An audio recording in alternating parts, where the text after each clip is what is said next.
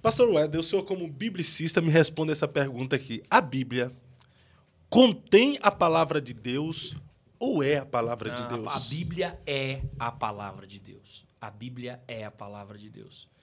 Ela não só contém, ela é a palavra de Deus. A gente só precisa entender... Quando a gente fala sobre isso, a gente está falando sobre uma doutrina fundamental, né? Que é a inspiração das Escrituras. E essa é uma doutrina muito cara para nós. Porque se você levar para outro caminho, você tira a autoridade das Escrituras. Então, a Bíblia não contém a palavra de Deus, ela é a palavra de Deus, inspirada, infalível e inerrante. Nós temos, em português, não é os textos originais, obviamente. Nós temos uma tradução, mas uma tradução fiel, que chegou para nós preservada. Porque o mesmo Deus que inspirou as Escrituras também preservou a sua palavra. Então, essa palavra... E nós temos uma ciência, né, nisso, que se dedica a pesquisar isso. A Bíblia é o livro que já resistiu ao maior número de ataques. Há 2000 anos, a Bíblia vem sendo atacada. De todas as sortes de lados, com todos os sofismas e pensamentos, reinos, poderes, tudo para destruí-la. E ela ainda está de pé até hoje. Só pode ser um livro sagrado. Eu usaria aqui muitos argumentos para falar sobre a Bíblia ser a palavra de Deus. Um deles seria o caráter que ela forma. Eu nunca vi ninguém ler Machado de Assis e ser transformado. Eu nunca vi ninguém ler um livro e falar assim, esse livro transformou o meu caráter. Mas coloca esse livro na prisão. Coloca a Bíblia na prisão. Coloca a Bíblia nas mãos daquele que está no fundo do poço, com a vida toda destruída, vivendo uma vida de pecado. Coloca na mão do empresário que está desesperado, vivendo uma vida de baderna. E você vai ver que a palavra de Deus vai transformar o seu caráter. A maior prova que a Bíblia é a palavra de Deus é o caráter que ela forma. As profecias também revelam que a Bíblia é a palavra de Deus. Existem coisas que estão se cumprindo diante de nós e que a Bíblia vaticinou há 2000 anos atrás, 3000 anos atrás. Isaías havia profetizado 700 anos que o Messias nasceria de uma virgem. 700 anos depois, nasceu Jesus de uma virgem. Então, ou esse livro é a palavra de Deus, ou ele é o quê? Esse caráter profético das Escrituras, a Bíblia tem afirmado aí questões proféticas sobre o futuro. É a palavra de Deus. É a palavra de Deus. Mas existe algumas confusões, porque até esse questionamento sobre se é a palavra de Deus ou se contém a palavra de Deus, não é de agora, né? Não. Principalmente aqui no Brasil, porque quando chega na língua portuguesa, há alguns erros comparado aos textos originais. Sim. Então, por isso surgiu essa dúvida.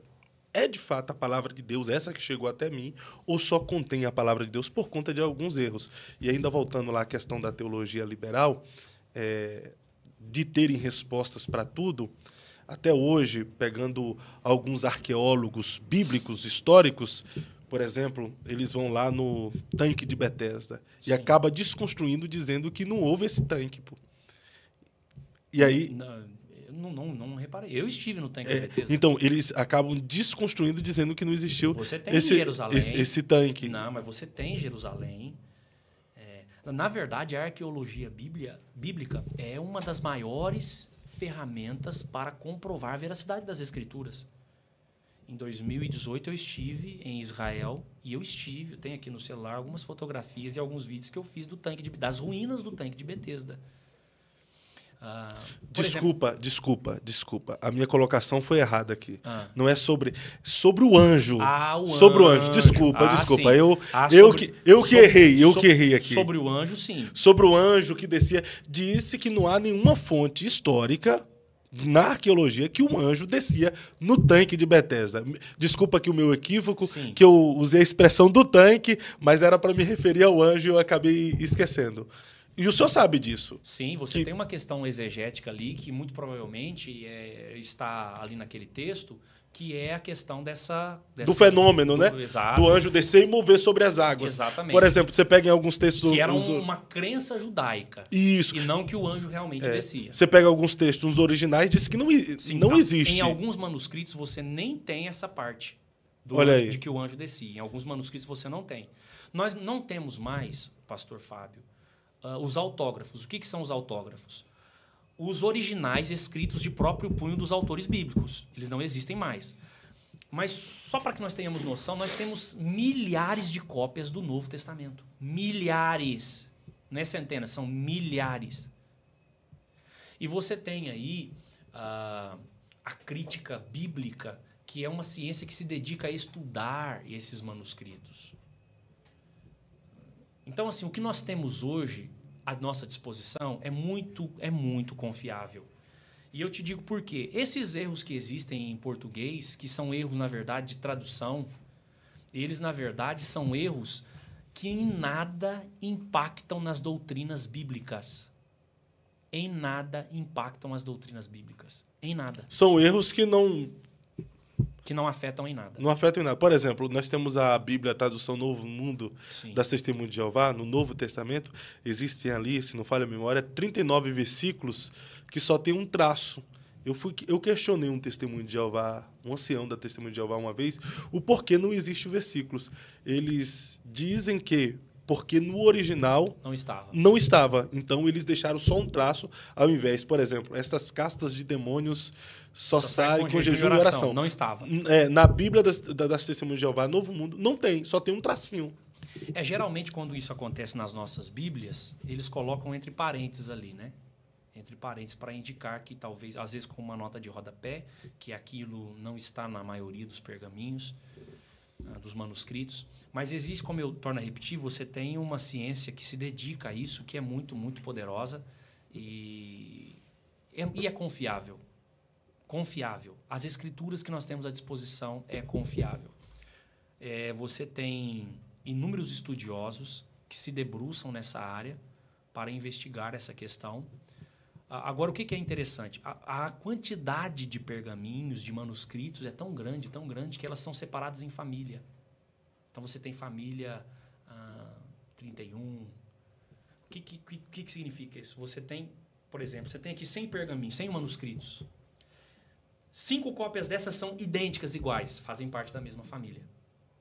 Essas outras 8 aqui são distintas dessas e elas são iguais entre si. Então, é outra família. Consegue compreender mais ou menos? Sim. Então, é assim que funciona o estudo disso. É comparando essas famílias e vendo como cada um desses manuscritos, o que diverge, o que não diverge.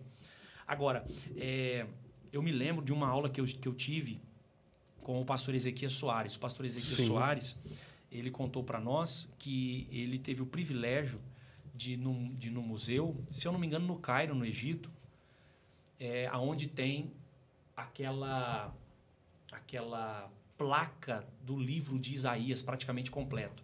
A cópia que nós tínhamos do profeta Isaías era de 1000 depois de Cristo. Então, era uma cópia. E uma das acusações mais terríveis que os crentes sofriam era que a Bíblia havia sido adulterada. Só que em 1947, o que aconteceu? Descoberto os manuscritos de Qumran, do Mar Morto. E ali descobriu-se um manuscrito integral de Isaías. O que eles fizeram? Esse manuscrito era de 500 anos antes de Cristo. O que eles fizeram? Pegaram esse de 500 antes de Cristo e foram comparar com esse de 1000 depois de Cristo. Portanto, 1500 anos de intervalo. Quando compararam as duas cópias, o que descobriram? Idênticos. Por isso que é muito confiável. Nós estamos falando de 1500 anos, irmão. Idênticos. Não havia nenhuma divergência. Então, você consegue perceber? O mesmo Deus que inspirou também preservou. É a palavra dele. Então, sem variações de dúvida, sem sombra de variações, a Bíblia é a palavra de Deus. A palavra de Deus. E não só contém a palavra de Deus. Não só contém a palavra de Deus. Perfeito, pastor Weder.